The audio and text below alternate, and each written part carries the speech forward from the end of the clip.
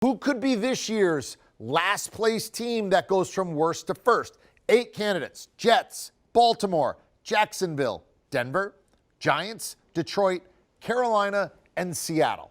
Which one of those last place teams could win their division next year?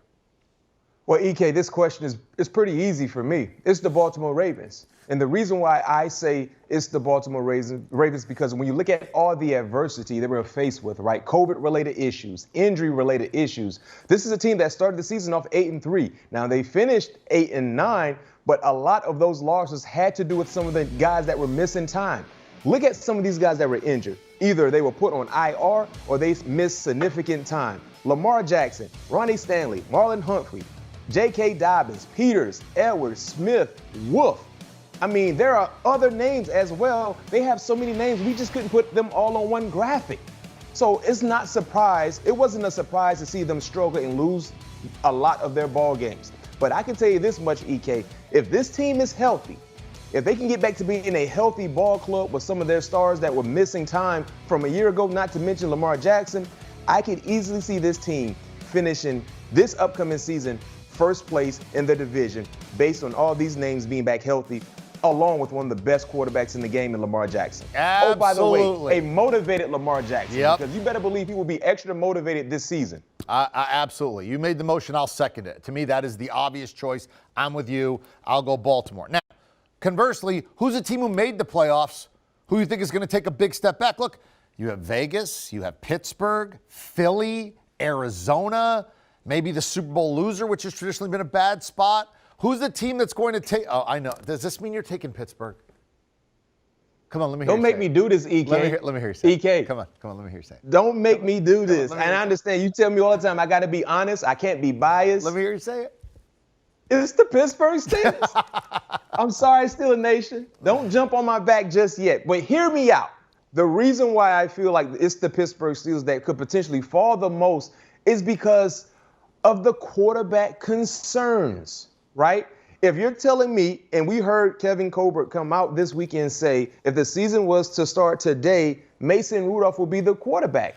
So understanding and knowing that, I don't like their chances to be competitive. I don't like their chances to be able to get back into the playoffs with Mason Rudolph as their starting quarterback or Dwayne Haskins. Mason Rudolph, I mean, he is 5-4-1 as a starter, right? Throughout his tenure there in Pittsburgh in 17 ball games, he had 16 touchdowns compared to 11 interceptions. Not bad numbers, but those are not the numbers you would like to rely on if you're trying to get into the postseason, especially if you're replacing a guy that will be walking into the Hall of Fame eventually in Big Ben. So me personally, looking at their division, right? A division that you have to see Joe Burrow twice, you have to see Lamar Jackson twice, and I understand you have concerns with Baker Mayfield in Cleveland, but Cleveland has a nice assembled roster. So those things are very, very alarming for me, and because of that, I think it's the Pittsburgh Steelers, unless they make a big-time move at the quarterback position. Yeah, I think you're right. If they don't make a big-time move, you know the old saying, if you can't spot the homecoming game, you are the homecoming game.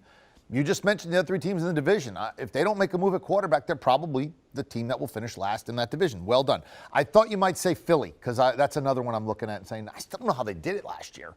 But I think you're right. I think you nailed that one, too. All right, who's the breakout candidate? And I'll tell you, we'll see if we can go old school match game on this. I have somebody in mind, and I did not look at who you have, and I want to see if we match here. Well, great minds usually think alike, and I wouldn't be surprised if you have my guy in Trevor Lawrence. He is my breakout player for this upcoming season, and here's why. The dysfunction that he was a part of, I'm not surprised to see the struggles that we saw from him. He completed only 59% of his passes. He only had 12 touchdowns and 11 interceptions. 17 interceptions. I don't think he had those bad numbers when he was playing high school football or Pop Warner football. This was probably the worst football year Trevor Lawrence ever produced as a starting quarterback on any level. But now get this. You remove the dysfunction and you bring in structure. You bring in stability in Doug Peterson, a guy who has been known to get the best out of his quarterback. And I can tell you this much, that highlight that you're watching right there could be a sign of things to come based on how well he played in the final week of the season. Against a real stout defensive team, the Indianapolis Colts, he completed 71% of his passes, a season high, 223 yards throwing and 2 touchdowns, 0 interceptions. We know the talent is there. We know the athleticism is there. But clearly something was standing in front of him, and I think it had more to do with the dysfunction that was a part of that staff, and they removed that dysfunction, and in comes Doug Peterson, and you better believe you will see a better Trevor Lawrence this season than last. Yeah, I would add something, but I couldn't. You just said it perfectly, and that's exactly what I would have picked as well. Who would you choose if you had first selection in, like if we had an MVP pool? Who's going to be the MVP next year? Who's your guy and why? Josh Allen. He's Thor playing quarterback. Josh Allen might be the most talented player at the quarterback position right now. And when I say talent, I'm talking about his ability to do a lot of different things, and he does all of those things well. Josh Allen can probably go play running back and start in the National Football League and be successful. Josh Allen probably could play tight end or linebacker and be successful. Not to mention what he has as a quarterback, the arm strength, the accuracy has gotten better. The above-the-shoulder game has gotten better. And if you look at what he did throughout the course of last season, 36 touchdowns, 15 interceptions, over 4,000 yards, almost 800 yards rushing, 6 touchdowns, and get this, in 2 postseason ball games, EK, he threw for 637 yards, 9 touchdowns. He also he averaged over 300 yards per ball game in those 2 games as well. So this is a guy that could be the leading rusher for a team, and of course the leading passer because he plays the quarterback position. And if they continue to add pieces around him. Granted, they won't have Brian Daboll. Remember, he took on the head coaching job for the New York Football Giants. But I still like what Josh Allen has done. He has improved every year. I think he will continue to improve. And if he stays healthy, he is my early winner for this upcoming MVP for this season. I think he's the best player in the world. Simple as that. Nobody's asked to do more and does more right now. Now, that's bold, but not nearly as bold as you're going to give us. I know this. My bold statement, I was thinking, I said, when we were talking, I said, I don't think the Cincinnati Bengals are going to make the playoffs next year. And I thought that was going to be bold. That's bold. And you know what they said? Bold. They said, you got nothing on B-Mac. B-Mac came out so much bolder than that. So the floor is yours. The bold statement, sir. My bold statement for this upcoming season, the New York Jets will make the playoffs. How will it happen? I don't know. Do I actually believe it will happen? No. But this has to be a bold statement, and I got to make sure I'm entertaining the people that are watching us, and I'm also giving the Jets fans a little bit of hope. So hopefully Lucas is tuning in because he is a guy that loves the Jets through and through, and he probably don't actually believe they can make the playoffs. But this is my bold prediction, and I'm coming out and making a statement right now saying the New York Jets will make the playoffs this upcoming season. I said it, and I'm standing by it, but do I actually believe it? No.